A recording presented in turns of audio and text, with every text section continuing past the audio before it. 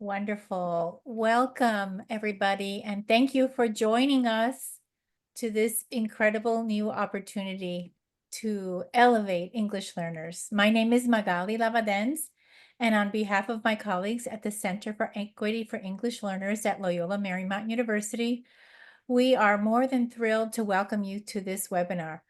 SEAL focuses on research policy and practice to really transform educational systems to improve the outcomes for English and multilingual learners. And it is in our partnership with Californians Together that our colleagues have been working on this webinar to bring you the most current and cutting edge information around elevating integrated English language development in mathematics instruction for multilingual and English learners. This topic, this content area is of statewide, local, and national importance. Throughout the country, we know that access to equitable instruction in mathematics for English learners has been lagging, and we have a renewed opportunity in and through this groundbreaking California mathematics framework to be able to reverse those trends, to be able to bring access and equity for English learners through many of the voices and experiences and practices. The framework has robust and rigorous ideas, and you're going to hear about how to translate those ideas through many of our participants in this webinar this afternoon. You're going to be able to hear from our colleagues Manuel Buenrostro from Californians Together and Veronica Torres McLean from the Center for Equity for English Learners, who are going to center us and ground us in the idea of the mathematics instruction through the framework, concepts, and practices. And then you're going to be able to hear also from expert teacher leaders. And our teacher leaders will be from a variety of districts throughout the state, including Los Angeles Unified School District, Hueneme Elementary School District, expert district leaders from Delhi Unified School Districts, and the San Leandro Unified School Districts, as well as the English Learner Success Forum. But before we start with our panelists, I have the pleasure of introducing you to Californians Together Executive Director Marta Hernandez. Thank you, Magali, and welcome everyone, and thank you for joining today's webinar. Again, I am Marta Hernandez, Executive Director of Californians Together. We are a coalition focused on championing English learner success. This session, as Magali mentioned, reflects the ongoing collaboration between the Center for Equity for English Learners at Loyola Marymount University and Californians Together. Our two organizations are deeply committed to ensuring educational equity for multilingual and English learners through advocacy and policy. We are proud of our long-standing partnership, most recently highlighted through our involvement in the High Quality Instructional Materials Learning Partners Coalition. That's a mouthful, which we co-lead with Education Trust West. In addition to SEAL, the Center for Equity for English Learners, and at Trust West, our partners in the coalition include the English Learner Success Forum, Partnership for Los Angeles Schools, San Joaquin County Office of Education, and Unbound Ed. The coalition focuses on supporting the implementation of the 2023 math framework in a way that fully meets the needs of all of California's students, and that includes our English learners. Today, we aim to address the urgent need to focus on integrated English language development in mathematics. We all understand that we share a collective responsibility for English learners and that all educators are, in fact, teachers of language. We would also like to acknowledge the Gates Foundation for their incredible support, particularly Max Espinosa for his vision of equity and access to high quality, robust mathematics instruction for our English learners. We have an impressive registration turnout today with over 81 districts and organizations represented, spanning all grade levels and more than 76 roles. Thank you again for your commitment to this important work, and I will hand it off to, I believe, Manuel Buenrostro, Director of Policy for Californians Together. Thank you, Marta. And I'm excited to provide the context today about why the framework is so important for us and why it matters, alongside Veronica Torres McLean from the LMU Center for Equity for English Learners. Now, a few notes about the logistics for today. This meeting is being recorded, and this is going to allow us to share the recording as well as a PowerPoint with folks that might not be able to join us today, as well as for us to be able to share it with any of you that want to access the content afterwards. There will be also no formal time for Q&A for this meeting, but questions will be monitored in the chat, and we will do our best to answer your questions as they're placed in the chat. So if you have any questions, please put them in the chat, and we'll do our best to get to them. And if we can't answer them, we'll get back to you at a later time. We will also be sharing resources and opportunities for how each of you can engage and continue the conversation during the end of the webinar. So stay tuned. Now, let's start with a quick poll to see how familiar we might be with the 2023 math framework. So in the chat, please share on a scale of 1 to 5 your level of familiarity with the math framework. So a number 1 would indicate that you have never heard of it. What is this framework? A 3 might indicate that you have read a section or 2 of it. And then a 5 means that you have read through it from cover to cover, and you are an expert in the framework. So please take a few seconds and let us know where you might be with the framework.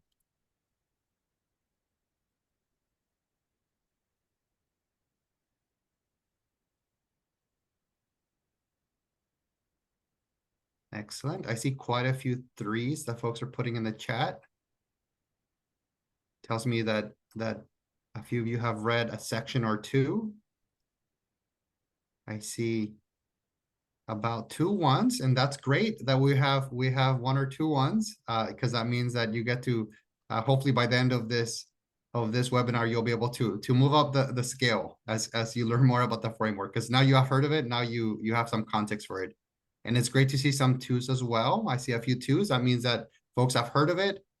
They might have talked about it a little bit, but this is a great opportunity to learn even more of it. Something that I'm not seeing in the chat, I don't see any 4s and I don't see any 5s, and that's completely fine because we're all continuing to learn as we think about the framework. So it's great to see the level of experience that each of us has and how we feel about this important document. Thank you all for sharing, and please keep putting those numbers in the chat if you have time. So moving on, what is an instructional framework? What is this document that we're talking about? So an instructional framework is at heart a guidance document. So including the 2023 math framework, if you go to the next slide, you'll see that it's a guidance document for how to implement the content standards, including research-based approaches for delivering instruction at each grade level. Lastly, a framework has important considerations for important pieces of instruction, such as assessment, and also it has important considerations and guidance on how to do the adoption of instructional materials. So it's a very important document, and I think in a way it does set a lot of the ground for how professional development and how districts might be able to explore and talk about math instruction in their districts. In the next slide, you'll see that for the framework, there's also many critical audiences that we want to elevate. Audiences that are important for a document such as this include district leaders. It includes educators because it provides important guidance for how to deliver instruction. Instructional coaches are very important audiences, but as well as families and how families might be able to connect and support their students in math instruction. And we know very well from our work advocating on behalf of the math framework that content developers are also paying very close attention to this document, and that they're the ones that are going to be submitting materials for adoption at the state level and also adoptions in your very own districts. Next slide. So why are we talking about the math framework in the context of English learners? So first of all, I just want to ground us in the fact that as we look at our student population, about 18% of our students in the last school year were classified as English learners. Moreover, if we look at the overall student population, nearly 40% of our California public school students speak another language other than English at home. That means that we have over 100 beautiful languages represented in our California public schools. Now, this is important because as we look at the math achievement for our California public school students, we see a drastic need to improve outcomes. Something that we notice across all student groups is that the proportion of students that are being prepared to meet math standards declines sharply as we move up the grade levels. And if you look at those blue bars for our English learners, we see that only 2% of English learners are being provided with the content to be able to demonstrate proficiency in math in the math standards by 11th grade. But moreover, even as we look at our reclassified fluent English proficient students and the green bars of this graph, we see that by 11th grade, only 1 in 4 of our reclassified fluent English proficient students are being prepared to meet the math standards. So this is an urgent need for us to be able to focus on, and it's something that we want to make sure that we elevate. Now, in the next slide, I just want to quickly go over what our English learners deserve in our California public school system. I think it's important for us to be grounded in this. Our English learners deserve to gain English proficiency. We know that this is critical, and this is why we have English language development throughout the content as a goal.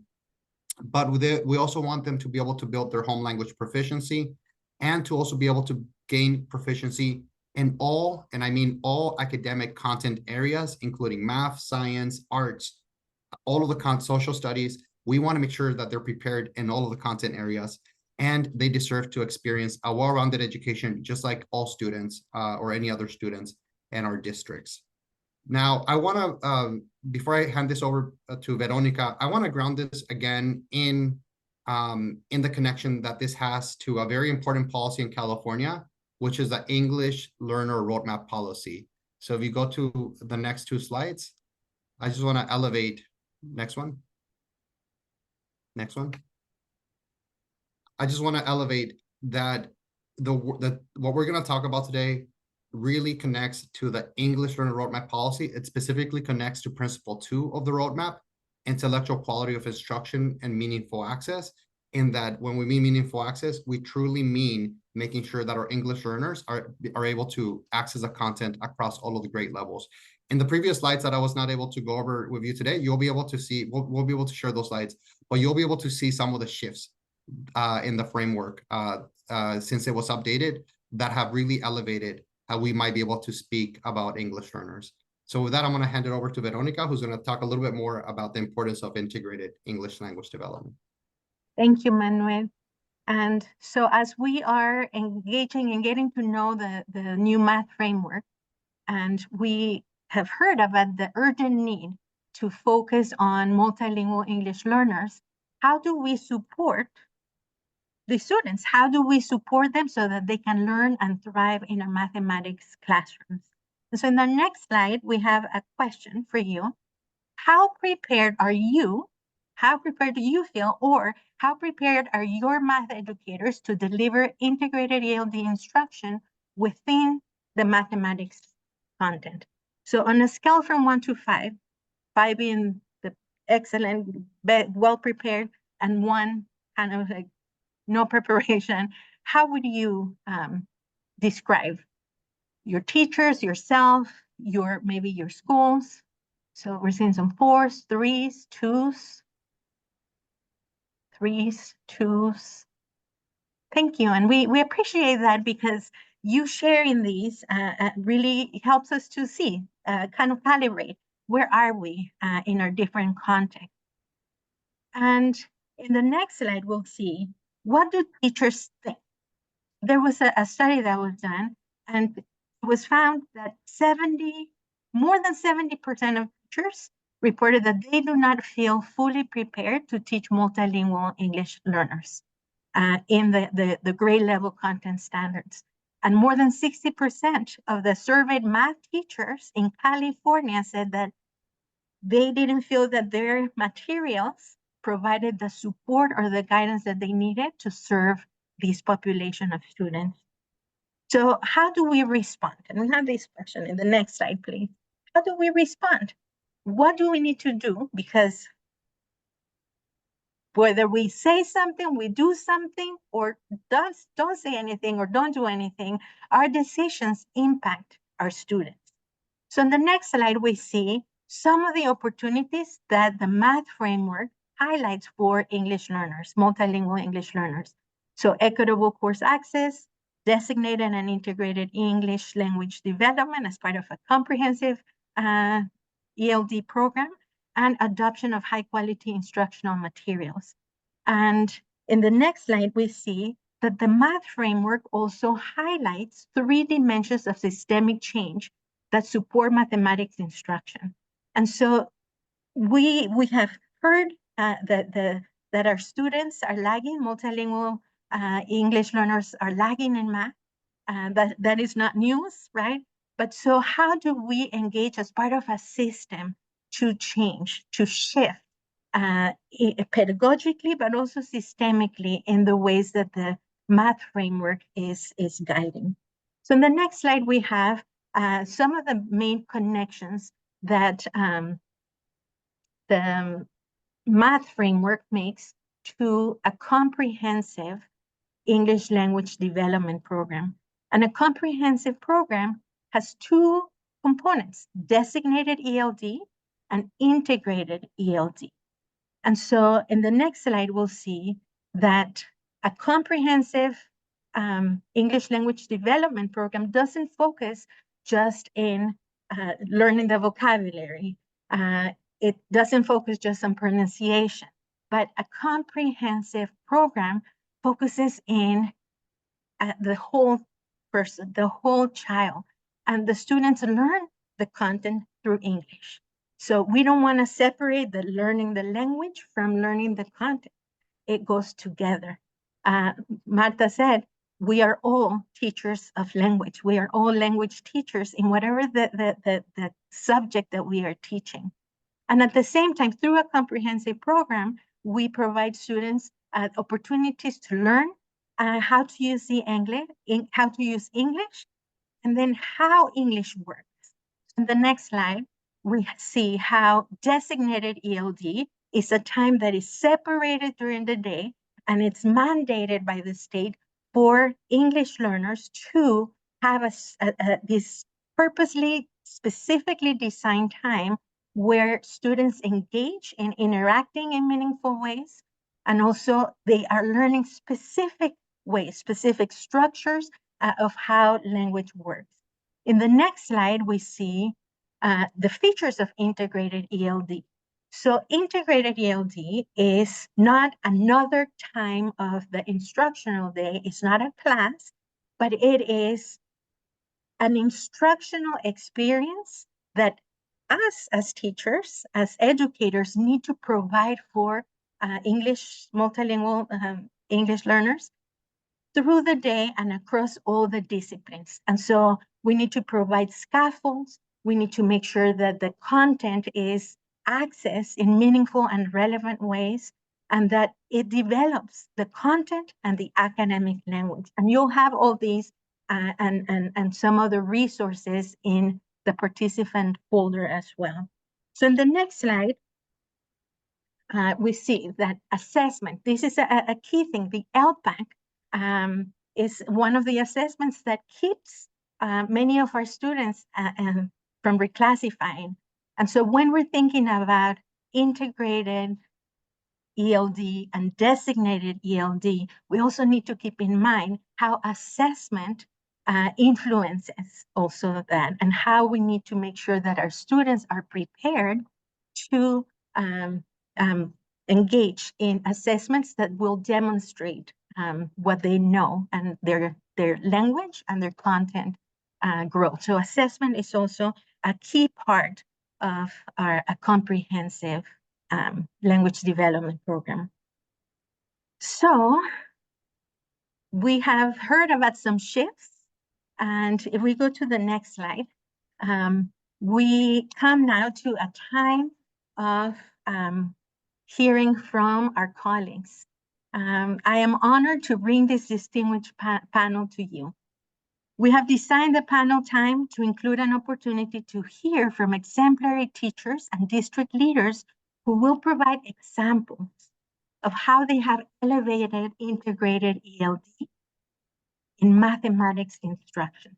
We will hear examples of pedagogical practices that are responsive to multilingual English learners, and also about spearheading district-wide efforts for professional learning and the integration of high-quality instructional materials that support both math content and language development for multilingual English learners.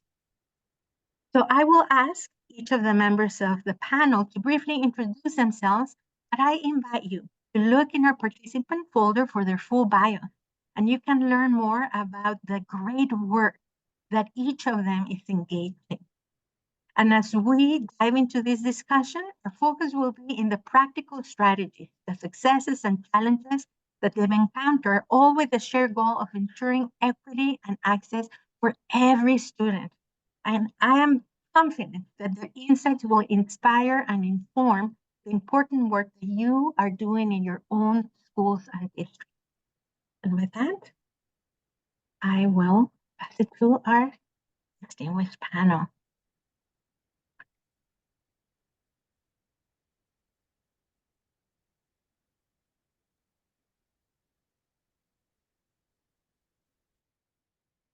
Hello, my name is Lourdes Salazar. I'm a TK teacher with the LA Unified School District. Thanks for having me.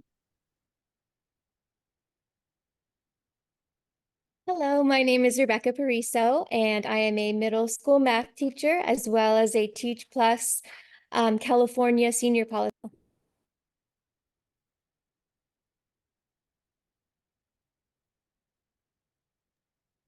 We'll pass it on to Delhi.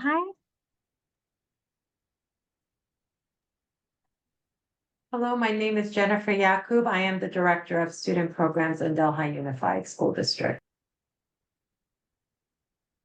Francisco Romo, a Senior Director of Educational Services for Delhi Unified School District.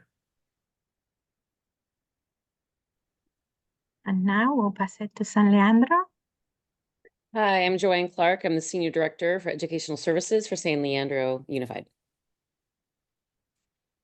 Good evening. My name is Celine Liu. I'm currently working with the English Learner Success Forum to support the adoption and implementation of high-quality instructional materials in California.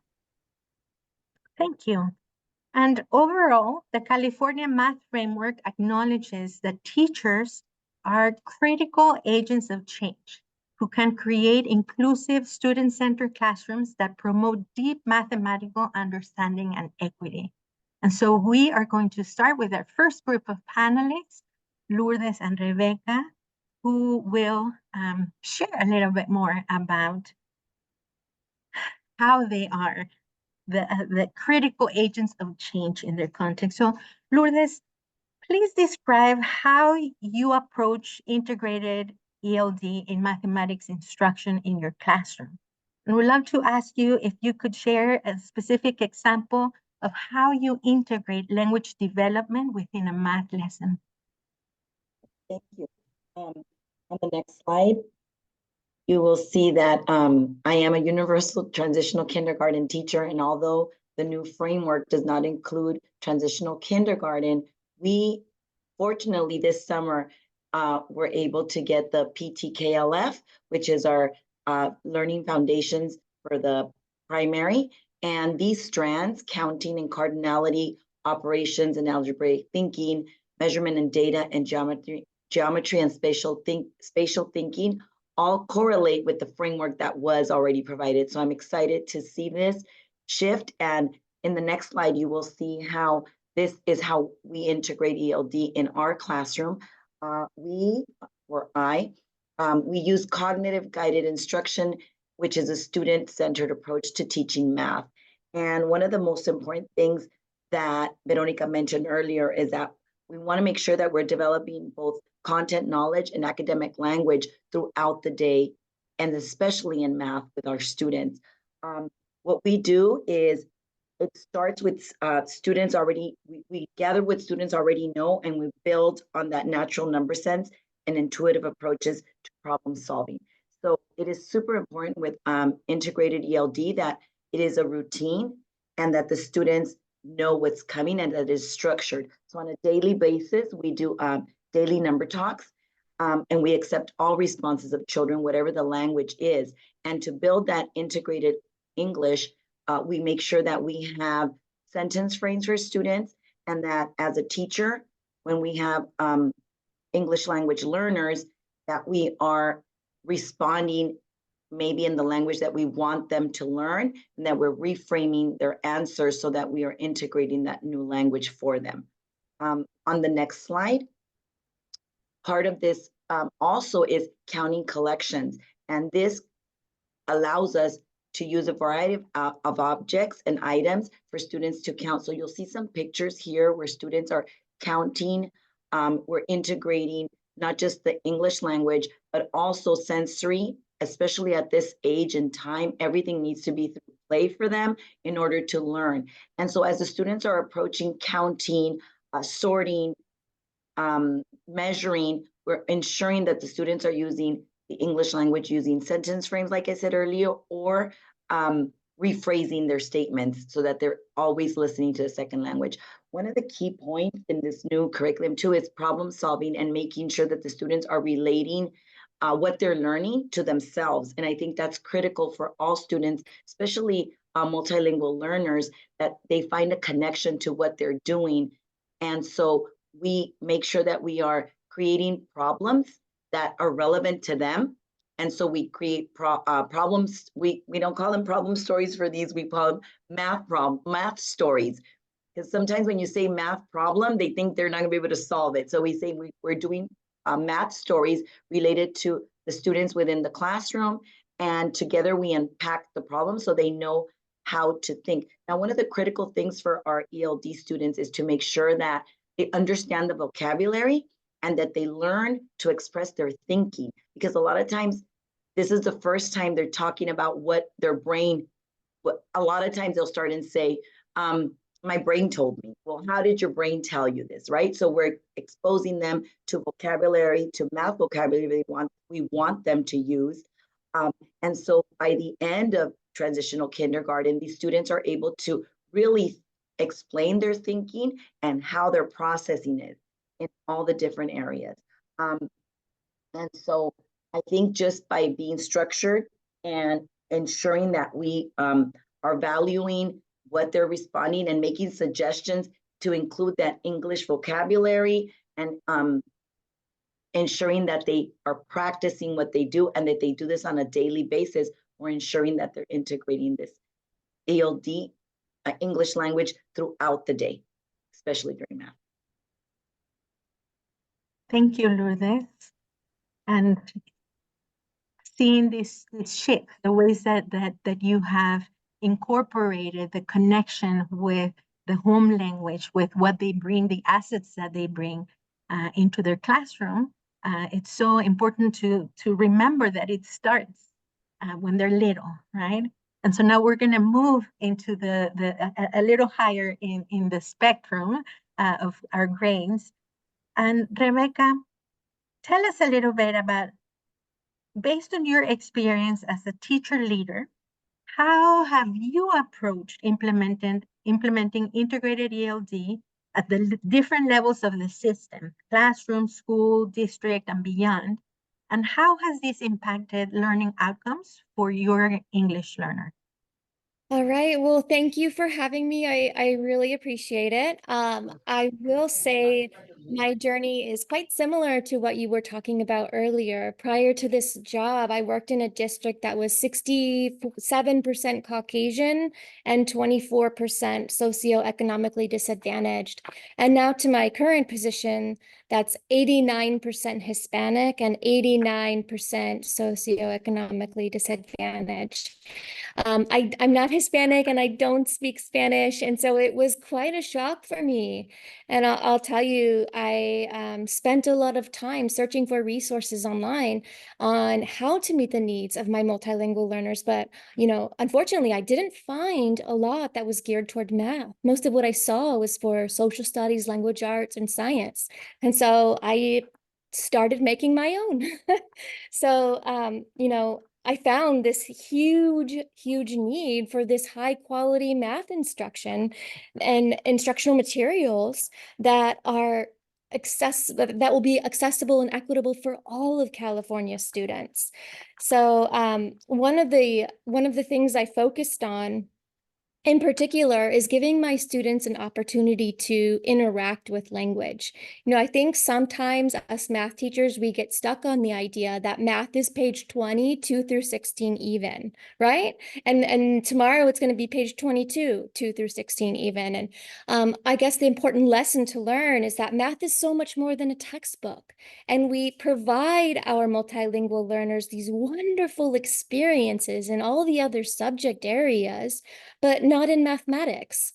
And so that's a huge shift that we need to focus on. So giving my students a chance like this to work through process grids or comparative input charts, giving them a chance to reflect on what they've learned, reflect on their vocabulary development, and how they're improving, and just being creative with the vocabulary. If you go into the next slide, you'll see another important area I've been working on as well throughout the district and the state is this idea of culturally responsive curriculum. We need to notice and value students' identities, right? And help them see themselves in the math curriculum. So in order to do that, I like to implement expressive projects for my students that will allow them to find their math identity and their sense of belonging, because with that comes more engagement for students of color in our STEAM fields, which is what we so desperately need, right? So focusing on this idea that diversity in background is not a barrier, but it's an asset, and we can all benefit from it. And I have found a lot of benefits. If you go on to the next slide, you'll see my 7th graders last year were extremely successful. My 7th graders doubled the amount of 7th graders considered proficient on the CAS. 4.5% of my students jumped from a 1 to a 3, and it was the lowest, my class was the lowest level of 1s my district has seen in 9 years. And here's why this is important, because there's a difference between not getting a 1 because you're not understanding the content and getting a 1 because you're not understanding the language. And we need to be able to separate those two and identify the students that just need access with more language support. And so, with as a senior policy fellow with Teach Plus California, with the passage of AB 2074, we're really just kind of looking forward and I'm going to, with working with a group of just amazing educators throughout California and really just looking at how can we best support with the implementation of the English Learner Roadmap, because I know there are more teachers like me out there who need that additional support, who don't know how to meet the needs of multilingual learners. And this is a really, really important topic. Thank you, Rebecca. And thank you for expanding on that, the theme of the importance of seeing the student, of knowing the student, and allowing the student to bring what they know in whatever language that they bring. So thank you so much.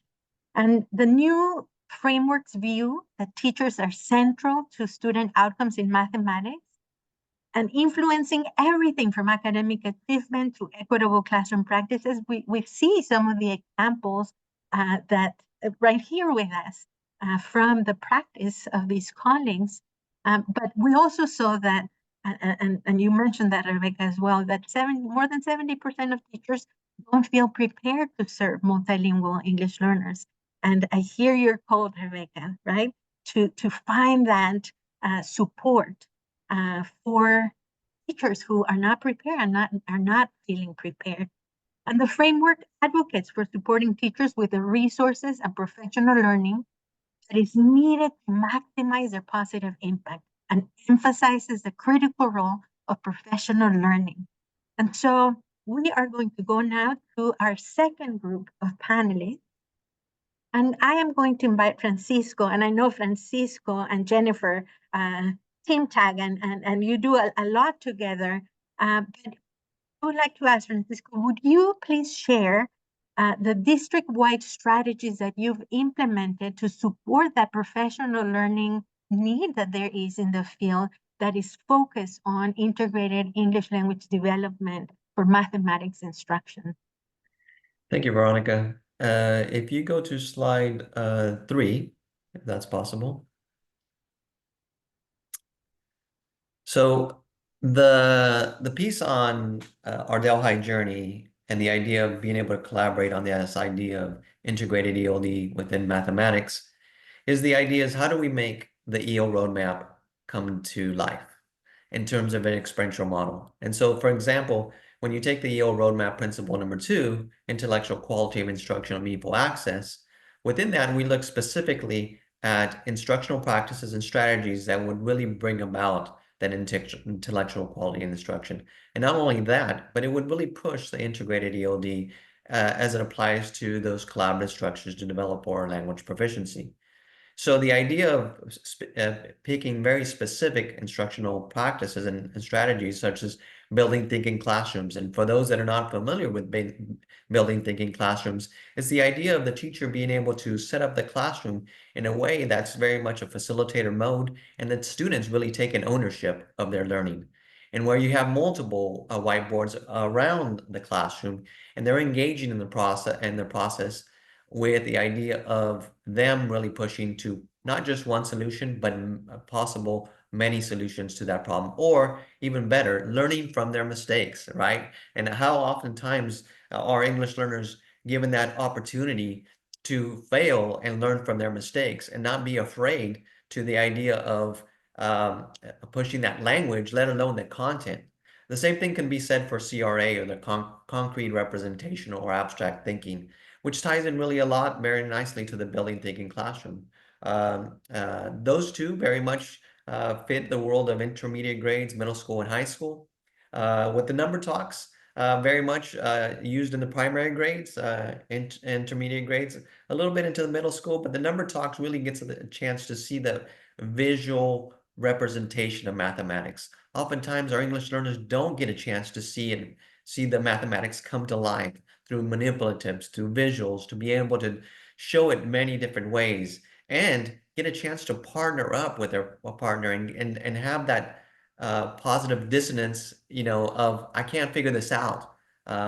So the idea of really thinking about what we've done in terms of Delhi is really the idea is how do we bring that EO roadmap to life? Well, we have to experience it as adults as well. So we really thought about if we're going to increase the pedagogy of teachers, we have to think of, and Dr. Yakub will chime in when she goes over her slide, is we have to think about the andragogy. And that was something that I really did not know about. The andragogy is how do adults learn?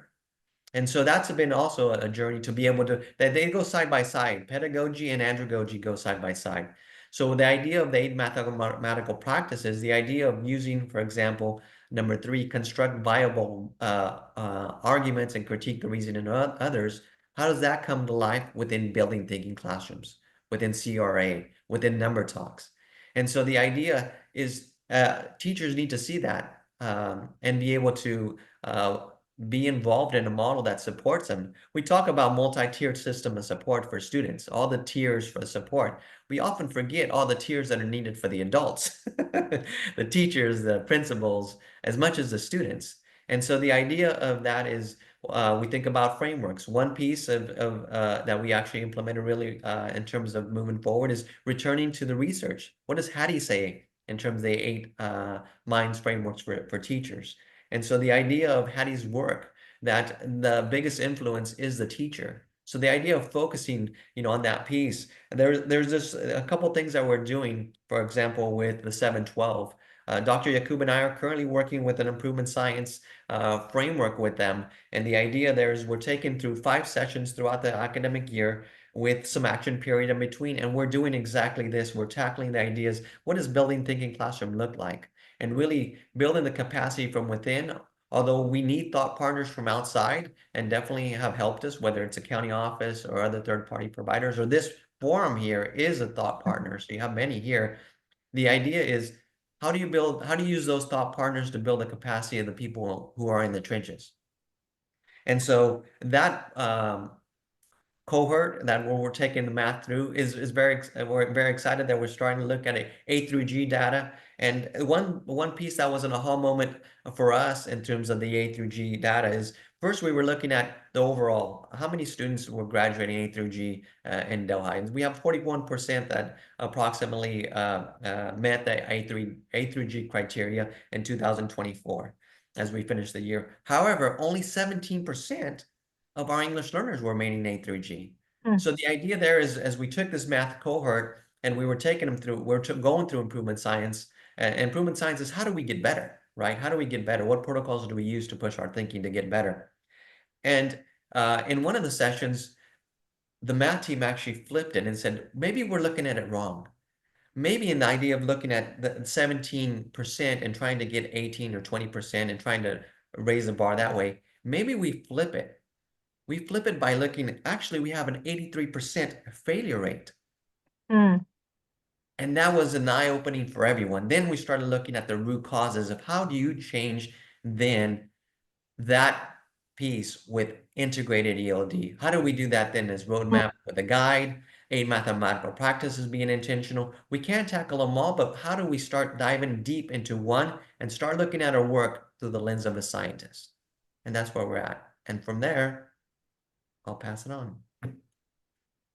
Thank you. And that sounds like an amazing breakthrough for your team, your cohort, to be able to see, wow, we need to look at this from a different angle to really understand the urgency that we have in our hands. And so, Jennifer, share a little bit more about the growth of these. And I imagine that you and your teachers experienced a lot of challenges. So share some of these and how these were overcome. So one of the things that, we talked, can you go back to the first slide or the second slide, please? Yes. So one of the challenges that we faced when we first came to Delhi Unified was that our teachers really didn't have any professional development. Or if any professional development happened, it was more through spray and pray. And that's not the kind of professional development we want, right? Math framework is very clear. Hattie is very clear that teachers are central to learning and they need the support in order for effective implementation to happen. And so what we embarked on is what you see here is that 360-degree wraparound model, professional development cycle, which happens 5 to 6 times a year per teacher. And what's really impactful here is that oftentimes our professional development, some things that Mr. Romo talked about, we really have focused on pedagogy. And what we've taken on is that need of andragogy, that adult learning from Stephen Lee. He shares 6 features of andragogy. And we've embedded those, and those are also in the folder that you guys can reference. We've embedded those in our professional development, where we want opportunities for adults in the system to impart knowledge and strategies so our students can gain that proficiency in all academic content area that Manuel was talking about. So bringing in number talks, CRA, building thinking classrooms. So some of the structures that we've embedded, of course, within ELD, integrated ELD, with collaborative structures, language structures, supporting the oral and literacy development in math, looking at the LPAC task types, the 4 domains, and how do they fit into math literacy? Because literacy isn't just reading. Literacy is math, literacy is science, literacy is history, social studies, all of those areas. So our professional development has been really, really exciting for our teachers. There's been a lot of positive feedback where our coach actually trains, and then the teachers have planning time. From planning time, the coach gives the teachers one-on-one demo lesson. They watch the demo, teacher and coach come back and they talk about, what does that demo say? What does it show? How is integrated ELD embedded? And then the coach says, okay, now I'm going to come watch you teach. So the coach goes in and watches the teacher use the instructional strategies that they've been trained in. And then they actually come back and look at the lesson that was taught and provide specific feedback. And then they gather data and then they come back for another professional learning. That cycle is that 360-degree wraparound, and it happens for every single teacher within our district 5 to 6 times a year, so that they feel supported and they're implementing what is effective in the classroom. Thank you, Jennifer. Wow. And thank you for sharing, Francisco and Jennifer, about this effort that you're doing, that you're leading to filling the gap. You started, Jennifer, mentioning that your teachers needed the professional development. And the math framework outlines the need for comprehensive, equity-focused professional learning that you said, spray and pray. That doesn't work, right?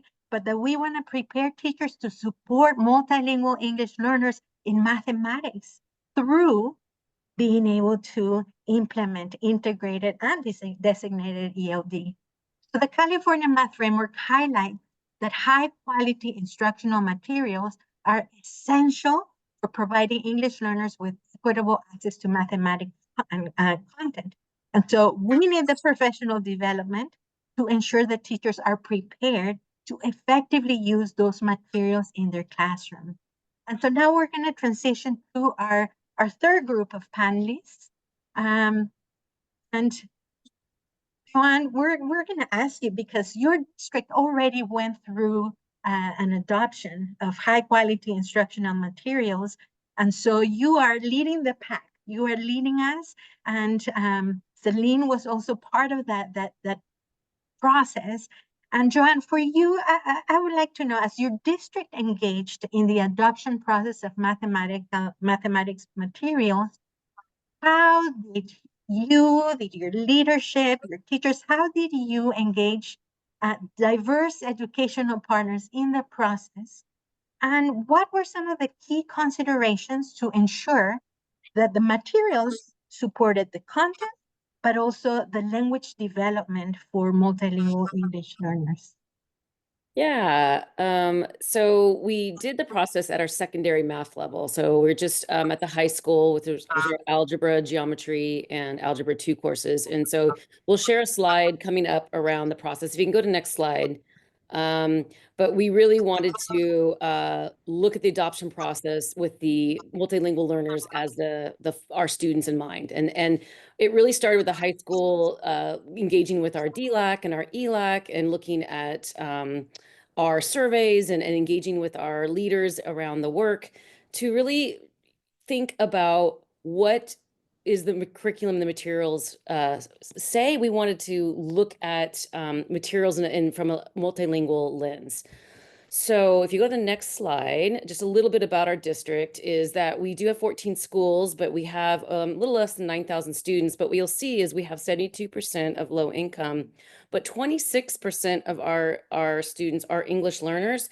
But specifically in our district, we have over 50 languages. I'm sorry, over 30 languages in our district, and 50% is English, and over 30% is Spanish, and then we have over 8% as our Cantonese speakers, and then we have all the other languages as well. So we really knew that this was a really important process, and we took a lot of time. It didn't happen overnight, and we'll go to the next slide, and Celine Liu was our Director of Teaching and Learning in San Leandro, and she really took some time to partner with ELSF to think about the needs at the high school math adoption. Yeah, so what you might first notice from this timeline is that the adoption process was a multi-year process, which is longer than some other adoptions that I've been a part of and that I'm aware of. And that is because we really took the time, if you focus on the yellow part of the timeline there, to take advantage of the opportunity for a material review and adoption to build capacity within the district. Not just to select high quality materials, but that's step one, right? Like the implementation and how teachers are using the materials is really where students can benefit. And so our partnership really took advantage of relationships that we had with ELSF at the time. They were developing a tool to look at criteria for reviewing instructional materials that were responsive to multilingual learners, and partnered with them throughout the process in order to provide professional learning, as well as go through a material selection process. Some of the things that happened in terms of ensuring that we were addressing both content and language development is that we started with looking at criteria as outlined by the state in the framework. At the time, it was still the 2014 framework, but the chapter was general enough and deep enough in the content that it provided an area for our teachers to start with, to start thinking about what are the particular needs for our students at large, and then specifically for our multilingual learners. And then through the work with ELSF that I'll talk a little bit more about in a minute, we were able to deepen and expand that criteria in order to assure that there were features and supports within the curriculum that would attend to the needs of supporting multilingual learners. What really stands out about this process is by focusing on the needs of multilingual learners and through the partnership, we were able to keep an equity lens and keep the needs of multilingual learners front and center throughout. So just like when we look at instructional materials and sometimes we see the supports and the scaffolds and the attention to multilingual learners as a sidebar or as an afterthought or something in the margins, whereas we really want to see it embedded and central in the process, our partnership and the way that we facilitated our adoption process centralized the needs of those students. You can go ahead and go to the next slide. So the department chairs at the Comprehensive High School in San Leandro were really strong in their desire to make sure that the entire department participated in the adoption. And so they dedicated department meetings, collaboration time for that period of time so that everyone could participate. And again, that meant that we were building capacity for all teachers. That included teachers who were teaching in our newcomer pathway, who maybe had a little bit more information or experience on the needs of multilingual learners. It also included resource specialists in some of our co-taught classes who could attend to the needs of our dually identified students as well. But what you see on the screen here definitely reflected how many of our teachers felt about their instructional materials as we move forward. And so that informed, again, the criteria that we selected and developed. So if you go to the next slide, I'll talk a little bit about, so these are some of the things throughout the process. And, you know, I think again, too, the partnership with ELSF really and being connected to our ELAC and our DLAC speaks to how the system was supporting an equity-focused process that supported multilingual learners. So ELSF was really targeted in helping us to track the mindsets and the learnings of teachers throughout the process. And so you'll see here some of what they said at the beginning of the process in terms of what they hoped for, what they looked for, not just for textbook selection, but also for kind of their learning and understanding at large.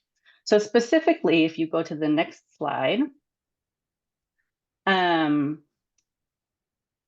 of the big pieces about refining our needs and refining those criteria was looking at data regarding our English learners. And so our previous speakers have talked about the need to be data informed on that. So that was not only where were their needs, but also where were they really strong, right, as we moved into the process.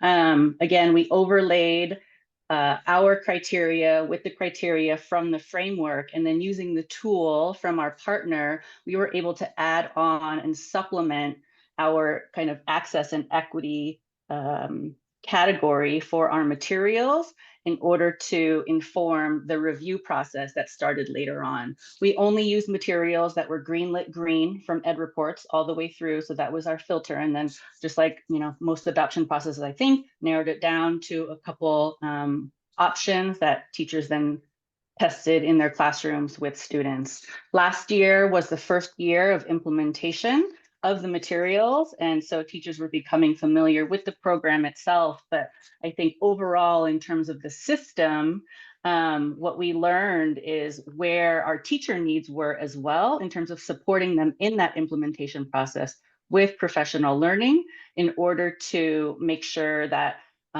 yes, those materials had those features supportive of English learners, but then how do we make sure that it actually gets to the students in our classrooms? And then the last slide is just some statements and some information about where teachers felt at the end of the process. It was definitely, like I said, a long process. The next slide will show some of the quotes and some shifts in the survey data that we collected.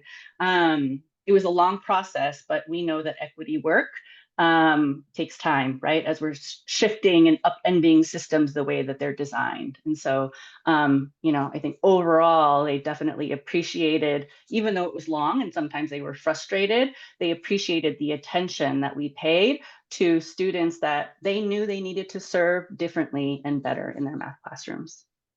Thank you. Thank you, Joanna and Celine, for leading the way and showing us the importance of looking at the different layers of what needs to be part of the process as we are considering an investment, right, in materials that are going to have an impact for students.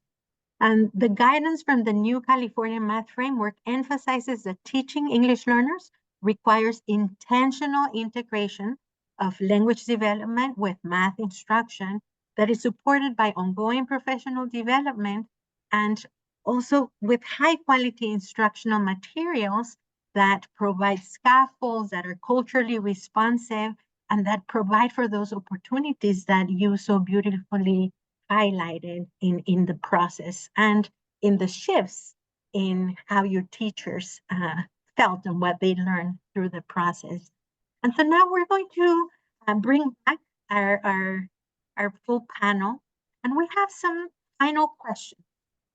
We, as a math community that is passionate and excited to learn more about how do we best serve multilingual English learners. So we're going to ask the Delhi team, how can we as educators, administrators, and leaders continue to collaborate to strengthen the integration of language development in mathematics instruction across the state?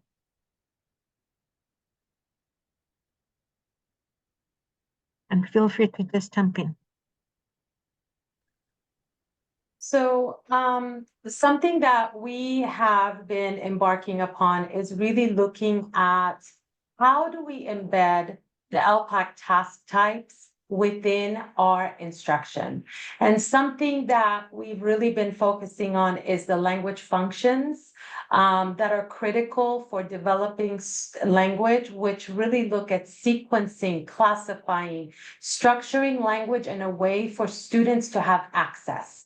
And through the task types, as we know, the task types are ELA, ELD standard aligned. And so the task types really support how students can access reading, writing, oral development. Oral language development is so critical, and providing students with those opportunities where they're actually working through a math concept, math activity, but talking about it. Being able to verbalize, what am I doing? Why am I doing it? Really being able to answer the question, why? And how do we provide that? Is we provide that through structures that we create for them. And those structures could include anything like sentence structures, opportunities for them to have turn and talk, being able to, even if they are able to use one or two of the structures, maybe we look at the varying sentence structures and look at how those levels differentiate for our students so that students can have access. It's really providing the access to begin with oral development, which eventually leads to that, to the reading and writing piece of literacy. And math. The piece that I'll add, Veronica, is the idea of looking at different types of data. And so we have a thought partner in Merced County Office of Education, who's a thought partner and also provides professional development with us and has agreed upon the idea of the model. But as Dr. Michael Fullen clearly states in coherence is, how do you develop a middle? And the middle is the folks, the principals, the teachers, and the site administration. Because ultimately, when that third-party provider leaves, what happens? So you need that critical piece, and Merced County has surely been a nice thought partner in that. And one thing that we've learned in terms of the work that Dr. Yakub and I have talked about is when we're looking at data, sometimes you have to start with implementation data. And what does that mean? The idea sometimes we think about benchmark or we lagging data such as the state test, but implementation data is even much more important at the very beginning when you're trying to build those instructional routines, those practices, those strategies, is walking into a classroom and how do you see evidence of the teacher making progress? And that's implementation data. And how do you collect the right implementation data based on teacher feedback? And that can only happen through that model of the idea of building that trust between the coaches and the teachers to be able to say, come do some demo lessons. Now come watch me. And be able to go in the classroom, because it could be perceived that you're walking in a classroom and you think there's not too much evidence of number talks in there. And this actually happened when a little push from one of our colleagues is, well, go look at this particular classroom. It might not seem that there's implementation happening, but if you pull back the different chart papers, that teacher has about 15 chart papers there of number talks.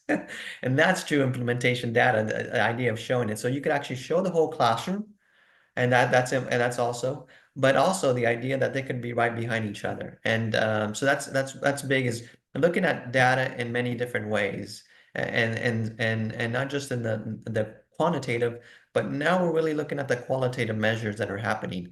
And that's also feedback from teachers. The biggest thing that we've seen in terms of flip is when a teacher's saying to a coach, come see me do number talks.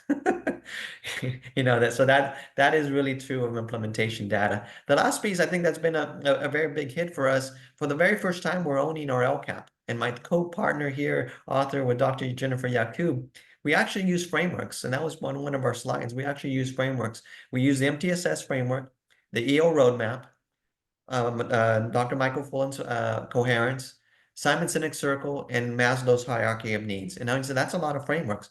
Well, the idea is we were hitting 3 different goals, and the idea is we needed it all as rubrics, and to be able to say, are we really hitting the whole child with this LCAP? So we're very excited that we actually have now moved to something that's more of an actionable plan that actually has a continuous improvement cycle. That's the last pieces I wanted to add. But Dr. Yakub has been a tremendous partner, and we're kind of going on this journey.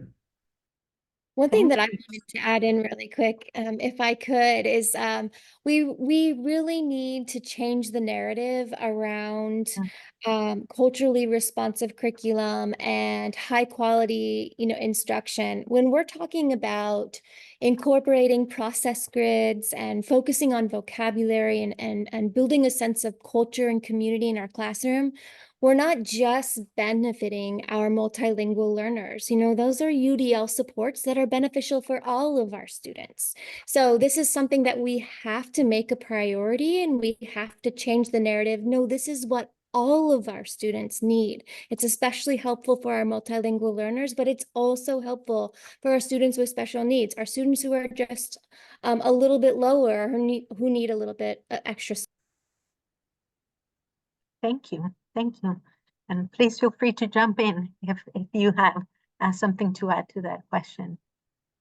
But focusing now on the classroom, Lourdes and Rebecca, what advice would you offer to educators and districts or schools that are focusing or refocusing on the implementation of integrated English language development in mathematics? And are there any key takeaways or lessons from your experiences that could help guide their journey?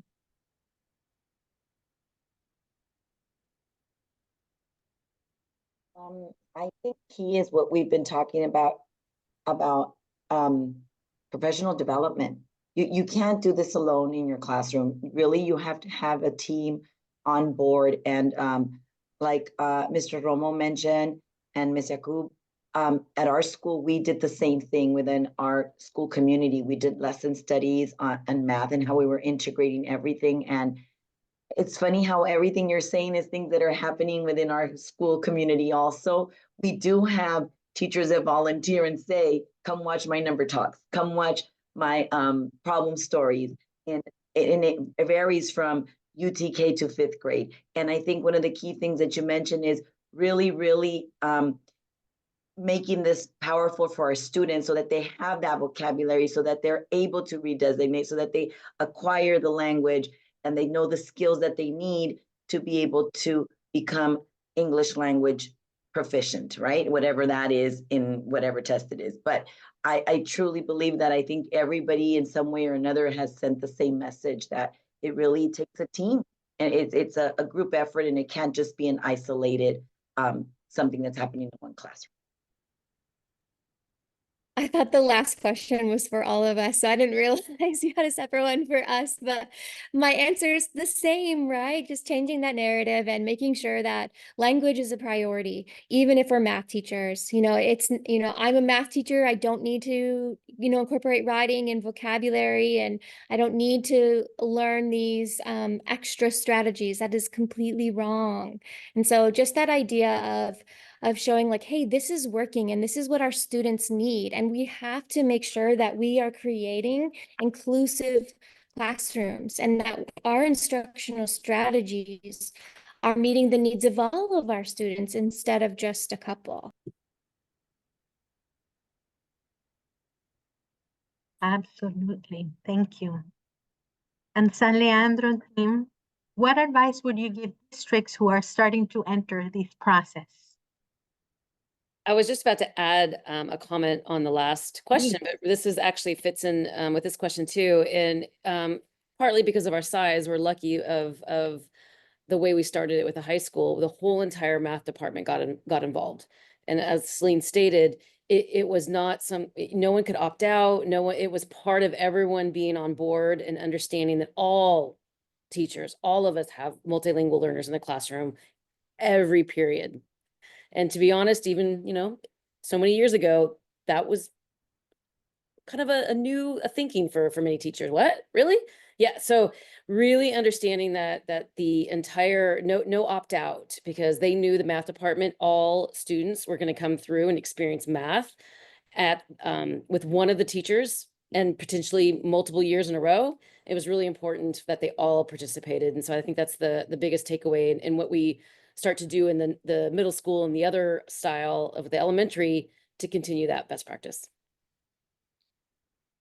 I think too, this notion of how do we have a transformational adoption process? How do we not have it just be transactional, that we're bringing new materials in the classroom? Oftentimes, I think when we adopt, there's an idea that, oh, and then once we have the materials in place, then we'll do the professional learning, right? But actually, the professional learning was happening throughout the process. And so we started before the materials even landed in front of students. And the mindset shift and the culture shift that happened as a result of centering the process with a multilingual learner lens meant that, even with the bumps and hiccups of like, oh, where do I find this support? Where do I find the assessments in the program? Teachers and administrators were still prioritizing the needs and the learning of multilingual learners. And then I think the other piece too, again, is that what I didn't get to say is that we had a teacher from the continuation high school who also participated. We had middle school teachers who participated. The public comment, the involvement of the community in the process. And so again, it was not just math teachers who were engaging in this work. We had an EL specialist who started in the process. Unfortunately, she couldn't complete for different reasons, but bringing that expertise and that partnership to inform and create a robust adoption process was really important in the outcomes, I think, regarding professional learning that we were able to achieve. Thank you, Celine. And thank you for highlighting this, term of transformational adoption. And I think that we all as educators, we want to see transformation in our classrooms, in our students, and especially through math, we want to see this transformation. And the math framework gives us this opportunity to look at math, to look at our students, to look at ourselves as educators in a new light, in a new angle, to be able to be part of this transformation. And I want to thank each of you for being here today, for sharing your experiences. Thank you for helping us build that foundation that we need to enter into being transformers, to follow that image, Celine, and to be part of the transformation that can happen in our classrooms. And it starts with us.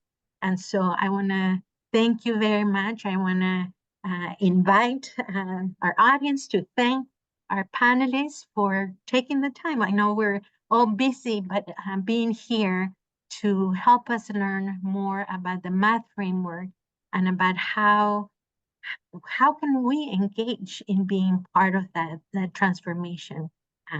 It's wonderful. So thank you again for being here. And now I will pass it to Manuel Buenrostro, and we'll continue this conversation. Thank you. Well, thank you very much, panelists. And we just want to share a few resources as we wrap up this great conversation. And I just want to again thank all of our panelists for the great information and for sharing a lot of the great work that you're doing, because we also have to celebrate. We have a lot of need in California. We know that from the data, but we also need to celebrate our brave educators, district leaders, and folks that support our communities and all the great work that they're doing to tackle these challenges.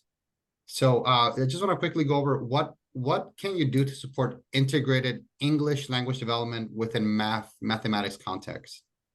We have some ideas of how you might be able to move the needle in your districts. And I'm sure that as you heard from our districts, you might have developed your own ideas. Please jot them down. We want to make sure that we support you and that you are inspired to move forward. The first idea that we have here is to continue to invest in professional learning for math educators that is focused on integrated English language development. It's not enough to just do professional development on math, but we got to do professional development that is focused on integrated ELD. And as we do that, we want to ensure that English language development specialists are equipped and have capacity to deliver coaching and support to the math educators, because we also need to acknowledge that our ELD specialists are being tasked to do a lot, and we need to make sure that they are being provided with that capacity. And then lastly, this is critical, and we can't emphasize this enough, especially with the silos that we create in education. We want to make sure that we continue to encourage collaboration between your math departments and your multilingual departments. Are they talking to each other? Are they in spaces where they can collaborate more often? And can they co-develop professional development opportunities for our students? We feel like that's the best way to move the needle forward. And as we go on to the next slide, just recapping some broader recommendations that we have from the math framework. So in the next slide, you'll be able to see additional recommendations that come up from the framework. We want to make sure that as we think about rigorous access to coursework, we hope that you're taking a look at your district policies and data that talk about equitable access to rigorous math coursework, and you're thinking about how you might be able to increase access to our multilingual learners and the supports so that these students are successful once they get access to these courses. And we hope that you also proactively set goals and have a vision for the adoption of your high quality instructional materials. As you heard from San Leandro, they started early. We hope that you're starting those conversations about what the math adoptions can look like in your districts, even as the state is still set to adopt recommended materials in grades kinder through 8th grade and over the next summer. So what we know, the state adoption process is going to be underway next year. They haven't adopted the recommended materials, but we hope that you start thinking about what this is going to look like in your districts. I want to bring your attention. Sorry, Crystal, do you mind going back to the previous slide? Just bringing your attention to the triangle, the opportunity that we have to transform systems, and we are part of systems, and we are advocates, and we can transform systems, starting with our classroom. And we heard some of the experiences and some of the stories that of how transformation is happening across our districts. And now if we go to the next slide, Crystal, thank you so much. I asked this question before, how do our decisions impact our multilingual and English learner students? So where do we go from here? In the next slide, how do we respond? Knowing that what we do and don't do has an impact. So one thing that Dr. Romo mentioned that impacted me was that we need to focus in pedagogy and andragogy. So we need to also think about how we are learning. So in the next slide, I want to invite you to explore some of the resources that our center has available for you as you engage in the process of growing as an educator who wants to embrace the shifts that the math framework is offering. We have resources in our website and our publications that are available to you for free at no cost. And we also have feature speaker video resources that focus on math, and we have curated the section so that you can use those resources to engage in conversations with your colleagues. One of the things that our practitioners, Lourdes and Rebecca mentioned, and also everybody mentioned, is that we can't do it alone. And so as we enter into new learning, we can't do it alone. So in the next slide, we have opportunities to engage. We are offering institutes. We have an institute for formative assessment for multilingual English learners, leadership for equity. We have professional learning focusing on academic Spanish, Mandarin, and so we invited to explore these so that you continue growing as a learner so that we can change the pedagogy and embrace the shifts that the math framework is bringing to us. And then the next slide, I'll pass it to Manuel. Thank you. And then just lastly, some foundational resources that we want to make sure that we bring to your attention, and that you have the links for these. Again, you can access the math framework through the CDE webpage. We encourage you to take a look at it. I just posted the links to these resources in the chat. These are great resources for you to be able to take a look at and learn from. The math framework is up on the CDE webpage. You can also take a look at the 2014 English Language Arts, English Language Development Framework. It's still a critical piece of guidance for our districts, and we hope that you continue to implement that. And then lastly, in just this year, the State Board of Education also adopted guidance for local adoptions of instructional materials. This is updated guidance that they updated. They have great resources in there. They link to critical guidance that was and rubrics that was provided by some partners like the English Learner Success Forum and the LMU Center for Equity for English Learners. So please take a look at that guidance. Just something that I want to elevate from the language there is that they really call for districts to put together review teams that incorporate expertise for multilingual learners. So that idea that we want to make sure that your expertise is at the table, that you're not just consulted as a nice to have, but you're consulted as an integral part of the process. And then in the next slide, you'll see some additional supporting resources from our coalition members. So the first one that I want to highlight is the criteria for the review of instructional materials for there to be success in addressing multilingual learners.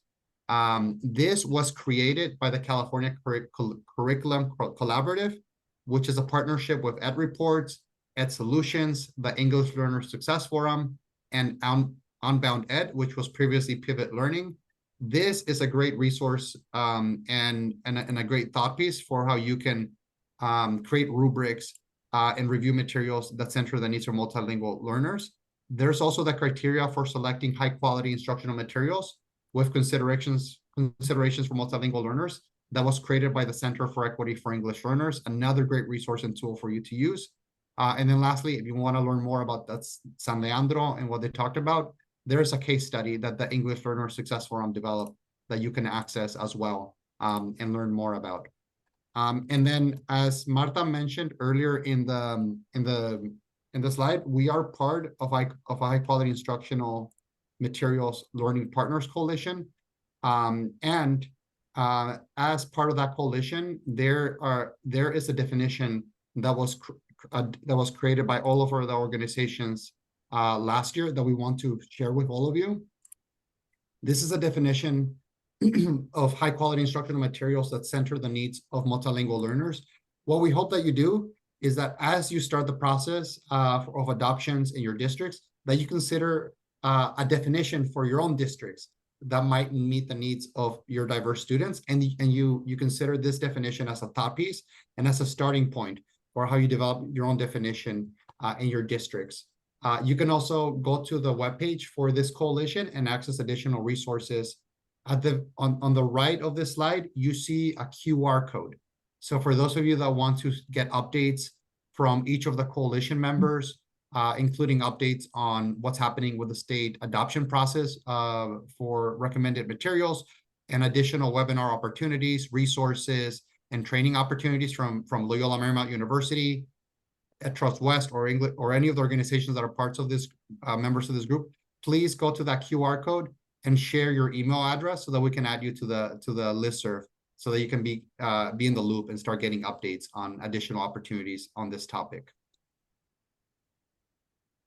And next, I will hand it back to Veronica. Well, thank you. It was delightful to start this conversation. Thank you to our panel again.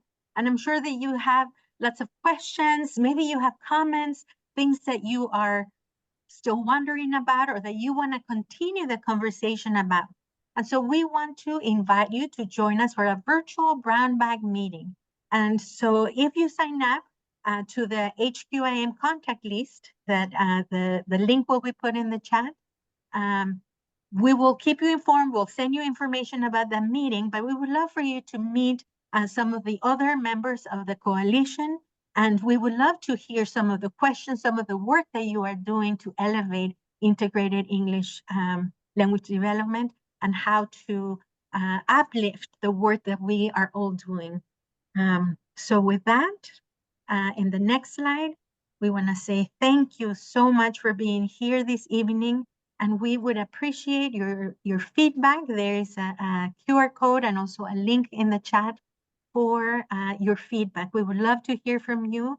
And please sign up for the coalition contact list, and we will be in touch with you to share, like Manuel said, any events from our partner organizations, updates from the state about the adoption of the high quality instructional materials, and any updates about the math framework.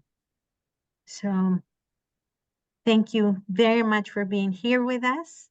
And we hope that you have a great rest of your evening.